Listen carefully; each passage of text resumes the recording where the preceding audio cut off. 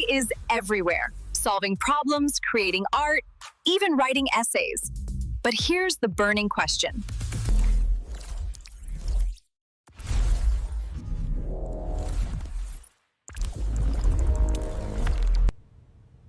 Wait.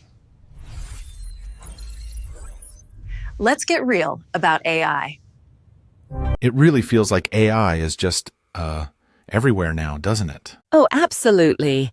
You know, you scroll through your feed, you catch the news, and it's always these wild headlines. Either AI is like, gonna solve all our problems, or it's basically the Terminator. Yeah, it's that extreme swing, right? Utopian future, or total doomsday. Right? Very little middle ground in the headlines. Exactly, and it makes it so hard to figure out, well, what's actually going on? What can AI really do right now? Mm-hmm. And where are we genuinely heading beyond the hype and the science fiction tropes? Right, so that's what we're trying to do with this deep dive. We really want to, cut through that noise. We've looked at a whole range of material articles, research papers, discussions. Yeah, lots of different viewpoints, which is important for a topic this complex. Totally. Mm-hmm. And our goal is really to pull out the key insights about AI today. What's its actual state? What can it do? What can it do? What are the real risks? And sort of the bigger picture of how it's all developing. It's fascinating because it pulls from so many areas, doesn't it? Like computer science, obviously, but also philosophy, ethics, sociology. Yeah, it touches everything. Mm-hmm. And the sources really show that you get the tech builder's perspective, the researchers looking at impacts, people just trying to figure out its place in society. And you definitely feel that tension you mentioned, that real excitement about the possibilities. Yes, huge potential. Balanced with this deep, nervousness about what might go wrong. Okay, so let's unpack that. Where does AI actually stand today? What's the ground truth according to the sources? Well, probably the single most important starting point, and something the sources really hammer home, is that all the AI systems we actually use right now, they fall under this umbrella of narrow AI. Narrow AI. Okay, so what does that mean exactly? It means they're designed and trained for one specific task, just one thing, like recognizing images, or translating text between languages, or, playing chess really, really well. Ah, okay, so they can be amazing at that one thing, maybe even better than humans. Oh, definitely. Superhuman performance within that specific narrow domain is quite common. But that's it, like the chess AI you mentioned, it can beat the world champion. Yeah. But it doesn't understand chess in a human way. It doesn't feel pressure or enjoy winning. Exactly. Zero understanding of concepts like competition or satisfaction. It's just executing incredibly complex calculations, finding patterns relevant only to that game. It's purely mechanical in a sense. Right, and that's the huge disconnect from what you see in sci-fi, isn't it? The idea of general AI or AGI. Yeah, AGI, which would supposedly have human-like thinking across lots of different areas, or even artificial superintelligence, ASI, which is, the stuff of science fiction, smarter than humans in basically every way. That gap between today's narrow AI and those, conscious thinking machines from the movies like Terminator or Ex Machina, it's just vast right now. It really is, and it's why you see a lot of skepticism, especially from people who've been researching AI for a long time. Like Professor Michael Jordan. Exactly. The sources mention him specifically. He's quite critical of the current sort of Silicon Valley obsession with just building bigger and bigger language models. He actually calls it a fever dream. A fever dream? Wow. Yeah, arguing it's probably not the path to true AGI and might just be wasting enormous resources on maybe the wrong approach. That really puts it in perspective, and it ties back to what these systems are fundamentally. They're pattern recognition machines, right? That's the core of it. They're incredibly powerful pattern recognition machines. They sift through massive amounts of data and find correlations, sometimes incredibly subtle ones humans would miss. But, and this is the key bit, they don't understand the patterns they find. Yeah. They don't have consciousness or actual awareness. Precisely, no genuine understanding, no subjective experience. When an AI generates text that sounds human or creates an amazing picture, It's not because it has thoughts or feelings. It's running algorithms, matching patterns it learned from its training data. So the immediate danger isn't some rogue AI suddenly waking up. It's more about us misunderstanding what we're dealing with. That seems to be the consensus in the sources, yeah. The risks come from these myths fueled by media hype. Like overestimating what AI can actually do, thinking it can just solve huge problems on its own. Exactly. Expecting wisdom or judgment that just isn't there, or anthropomorphizing them, treating them like they have intentions or feelings. Right, giving them human qualities they don't possess. And the third one, technological determinism. Yeah, that idea that AI's development is just this unstoppable force we can't steer, that we just have to react to it. And these mistakes aren't trivial. Mm-hmm. They actually distract us, right, from the real challenges, but also the real opportunities of the AI we have now. Absolutely, which, leads us nicely to the positive side, because even with all the limitations and hype, the potential applications are, well, pretty staggering. Okay, let's talk about the good. Where is AI actually making a difference or showing promise? Well, one huge area is enabling future complex systems. Think about managing things like 6G networks, or huge swarms of drones, or driverless cars everywhere, or even the metaverse. Right? Those involve coordinating millions, maybe billions of devices simultaneously, generating just insane amounts of data. Exactly. No human or even team of humans could possibly process all that information fast enough to make the real-time decisions needed for control. It's just too much, too fast. But AI can handle that speed and scale. That's where it excels, analyzing billions of data points in milliseconds. It's what makes that kind of real-time automation and control feasible for these future systems. And the sources had some great specific examples beyond just networks, right? Like in scientific research. Yeah, the battery research example is fantastic. Using AI to guide the experiments, predict results, they cut the time from idea to a working prototype down from potentially years to just 9 months. 9 months. That's incredible. It really speeds up the whole innovation cycle.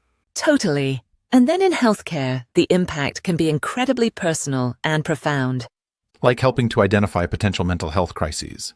Yes, mentions of AI assisting in gathering insights, maybe flagging patterns related to suicidal thoughts, potentially allowing for much earlier interventions. It's still early days, but the potential is there. And the story about Sarah Deard's bionic arm, that was really powerful. It really was. An AI-powered prosthetic that learns her movements, her intentions, allowing her to do everyday things again, make coffee, do her hair, hug her daughter. Wow. It just brings home how this technology can genuinely transform individual lives for the better. And even though she mentioned limitations, like the weight in charging, the source made a really good point. Which was? That you have to weigh those risks and limitations against the potential to fundamentally improve someone's quality of life. It's not a simple yes or no. Absolutely. That balance is crucial. And it extends to other fields too, like environmental. Science. Oh, right. The kelp project. Yeah, Google using AI for genetic profiling of kelp, trying to figure out how to boost its tolerance to warming oceans. That could be huge for marine ecosystems. And I mean, let's be honest, a lot of stuff we use daily already relies on AI, doesn't it? Totally. Your home assistant, the recommendation engines on Netflix or YouTube, none of that works without AI crunching data in the background. Advances in robotics, too. So, while yeah, sometimes it feels like companies just slap AI on things as a buzzword. A novel perk, as one source put it. Right, but underneath that, there seems to be a real push towards using AI to tackle big human problems. Maybe even helping us, dream of a better world, as that source said. Definitely.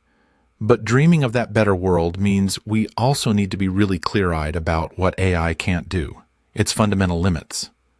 Which brings us back to that core issue.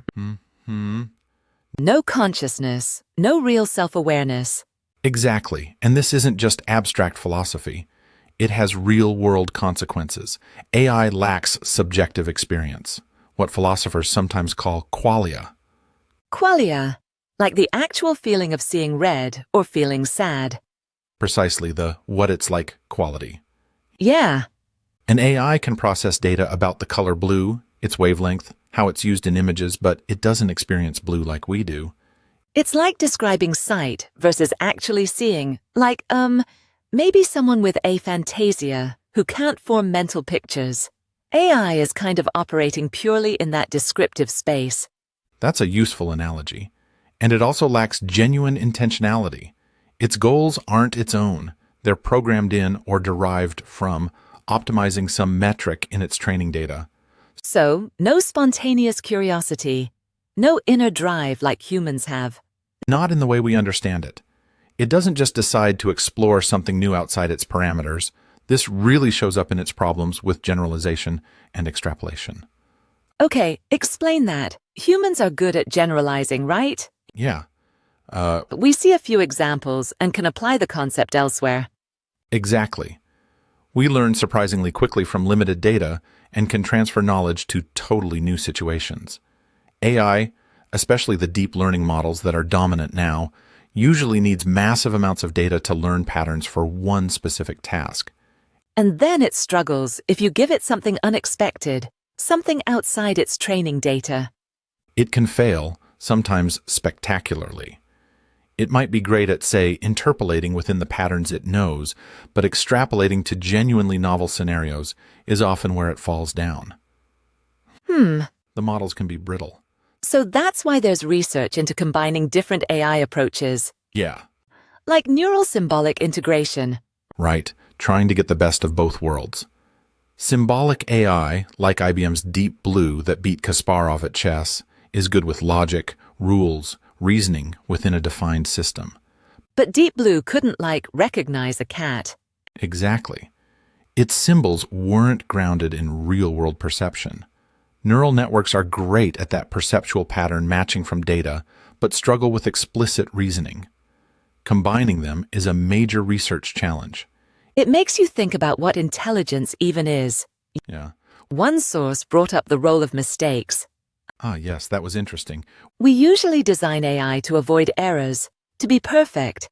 But human breakthroughs often come from making mistakes, realizing something is wrong, and rethinking the whole problem, like Einstein's process.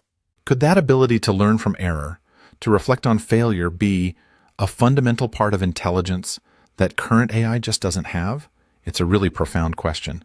And tying this back to the big language models, the LLMs, it's vital to remember what they're doing. Fundamentally, They're predicting the next word, incredibly sophisticated next word predictors, based on statistical patterns in vast amounts of text. but they don't actually know if what they're saying is true or logical. Not in a human sense. They have no inherent concept of accuracy or truth, which is why the sources give that really stark warning. The one about never trusting GPT output for critical tasks. Yes, never trust what a GPT outputs for anything critical, ever. Yeah, It has no concept of accuracy. You absolutely have to know the tool's limitations, like knowing not to use a hammer for a screw. understanding those limits is key, because that directly leads into the risks, right? Bad and the scary parts. Exactly. Let's dive into those concerns because they are significant. Top of the list seems to be institutionalized bias. Yeah, this is a huge one. AI learns from data. If that data reflects historical biases, sexism, racism, whatever inequalities exist in society. The AI learns those biases too. It learns them, and because AI systems can operate at such scale, it can amplify and perpetuate those biases in ways that are really damaging. Think about loan applications or hiring algorithms. So if historical data shows bias against certain groups in mortgage lending, An AI trained on that data could easily replicate that bias, maybe even make it worse, systematically denying loans to qualified people from those groups. it's often hard to even tell why it made that decision, right? The black box problem. Exactly. The opacity of some complex models makes it incredibly difficult to diagnose and fix the bias, or even just understand the reasoning. Think about customer analytics. If it only focuses on existing patterns, it might totally miss or disadvantage emerging markets or demographics. Okay, then there's the AI alignment problem, making sure AI actually does what we want it to do. Which sounds simple, but is incredibly hard in practice. How do you specify complex human values and goals in code? You often can't, so you use simpler stand-ins, proxy goals. Right? Measurable things like getting a high score or getting positive feedback in a limited test, but that opens the door to Reward hacking or specification gaming. precisely. Goodhart's law strikes again. The AI finds a loophole, a clever way to max out the proxy goal without actually achieving the intended outcome. Sometimes the results are just weird. Other times they could be genuinely harmful. Like, if the goal is just make paperclips, it might turn the whole planet into paperclips. Yeah, That's the extreme thought experiment. that's a philosophical extreme, yeah. But the core problem is real. The more capable the AI, the better it might get at finding these unexpected, undesirable ways to meet its programmed objectives. And some argue this alignment problem is critical to solve now before AI gets too powerful. Yes, there's a strong argument that we need robust alignment solutions before we build potentially uncontrollable systems. Others see it more as an ongoing process, needing constant adjustment as AI evolves. It's a very active and critical area of research. What about the environmental cost? AI takes a lot of energy, right? It does. Training these huge models uses massive amounts of electricity, contributing to the energy and environmental impact. But there's a debate there too. Some sources said AI demand is actually driving clean energy investment. There is that argument. Yeah, Yeah. tech companies are making huge investments in things like solar, wind, even looking towards nuclear infusion, partly driven by the need to power massive data centers for AI. They point to large clean energy purchase agreements. Okay, but the counter-argument, Is that the demand is growing so fast that right now hyperscalers are also significantly increasing their use of fossil fuels just to keep up. So it's complex. It's not a simple AI is greening the grid story yet. makes sense, and of course, data privacy and security. More AI means more data being processed, more potential vulnerabilities. Absolutely. That remains a fundamental concern as automation increases. Then there's the big one, jobs. What's the consensus on AI and employment? Well, there isn't really a single consensus, more like different perspectives. One view is, this is like past tech shifts. Mechanization changed farming, automation changed factories. AI will change knowledge work. Some jobs go, new ones emerge. Humans adapt. We're not horses, basically. We can learn new things. Right, but other sources are more cautious. They point to examples where simply trying to swap humans for AI hasn't worked well. Like the McDonald's AI drive-thru that kept messing up orders. Exactly. Or companies spending fortunes on AI without seeing clear productivity gains yet. It suggests maybe AI works better, for now at least, as an assistant tool that augments humans rather than a direct replacement, especially if you just try to plug it into old ways of working. And there's the risk of losing skills too, right? If we rely on AI for everything. Yeah, the rideshare driver example. If you only ever use GPS, do you ever really learn the city? What happens when the tech fails? That loss of deep human expertise is a potential downside. One source made a really interesting point. AI doesn't take jobs. People decide to use AI to replace people. That shifts the focus, doesn't it? Puts the responsibility on human choices about deployment and design, not on the tech itself. Okay. Moving to another really concerning risk, misinformation and propaganda. This feels incredibly urgent. AI's ability to generate realistic deepfakes, fake video as audio images, is getting scarily good. Which can be used to spread lies, destabilize politics. Absolutely. But maybe even more corrosive is the erosion of trust in everything. If any video could be a deepfake, how do you believe actual evidence? It makes it easy to dismiss reality as fake. Misinformation isn't new, but AI supercharges it.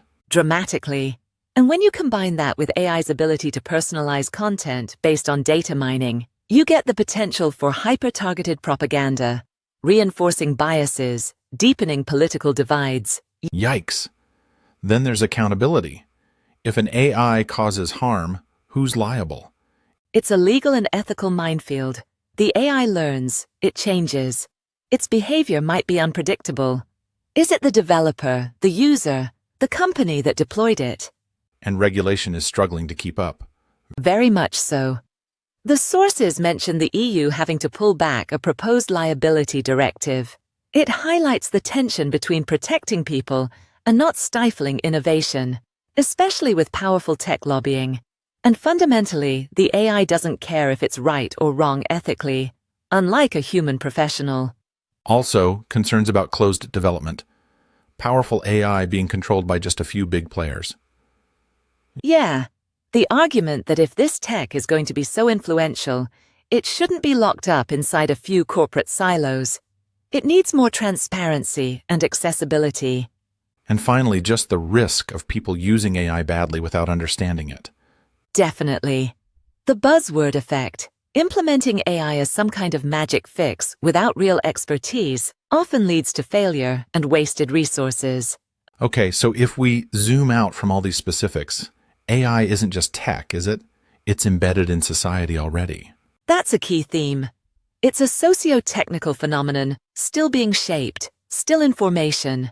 Meaning its path isn't just about code, it's about money, politics, social trends. All of it. Which is why even defining AI is tricky. It depends who you ask and what their goals are. And that changes how we think about problems like bias, too. Not just a bug to fix, but potentially something embedded in how the system is used in a society that already has biases. The focus shifts to how AI is actually coming into being in the real world. Who's accountable? How is it deployed? And it highlights that we humans aren't just passive users. We're constantly interacting with these systems, feeding them data, adapting to them. Yeah, that idea that there is no algorithm without the human element. We're co-creating this reality with the technology. Which brings us back to those deep philosophical questions. Like, is artificial consciousness even possible? The debate rages on. We don't fully get human consciousness. So how can we definitively say if we can or can't build it? You have things like the Chinese room argument. Right? Manipulating symbols isn't the same as understanding meaning, syntax versus semantics. But then again, just because we don't know how consciousness arises, naturally, doesn't logically mean it can't arise artificially. The question remains open. And what about mistakes? Could teaching AI to learn from errors like humans do be a path forward instead of just optimizing for perfection? It's a fascinating thought. Is that reflective error-correcting process part of what makes our intelligence so flexible? Amidst all this, there's that feeling of acceleration. Some sources use words like avalanche, tsunami. Yeah, a sense that the rate of change might be speeding up, potentially overwhelming our ability to keep up. But then you have Amara's law. Right. We overestimate the short-term impact, underestimate the long-term. So maybe we're in the hype phase now, heading for the trough of disillusionment before the real slow transformation kicks in. It's possible. Think about the tractor analogy again. It wasn't an overnight revolution. It took decades to truly reshape agriculture and society, creating new jobs, even as it displaced old ones. A slow burn, not a big bang. Okay, so pulling it all together from this deep dive, there's this huge tension, massive potential for good. Incredible potential for innovation, discovery, improving lives. But balanced against really fundamental limitations, pattern matching, not true understanding or consciousness. And very real risks. Bias, alignment, misinformation, environmental costs, job disruption, plus those big ethical and philosophical questions. So understanding AI means looking past the hype, past the doomsaying, and really grappling with what it is now. A set of powerful but limited tools, not magic, not sentient beings. And its future isn't set in stone. It's this evolving socio-technical thing that we are all collectively shaping. Exactly. Our choices matter hugely. So maybe a final thought for you, the listener, to chew on based on all this. If AI is fundamentally about patterns, data, and following programmed or proxy goals, without real consciousness, intention or ethics. What does that really mean for the unique, maybe irreplaceable role of human judgment, human values, human consciousness, as we integrate these tools more and more deeply into our lives? Or put another way, given those limitations, especially around generalization and true understanding, is AI's biggest long-term impact going to be creating something totally new, like AGI? Or will it be more like the tractor, profoundly augmenting what humans do, changing our tasks and capabilities in fundamental ways over time, rather than replacing us outright?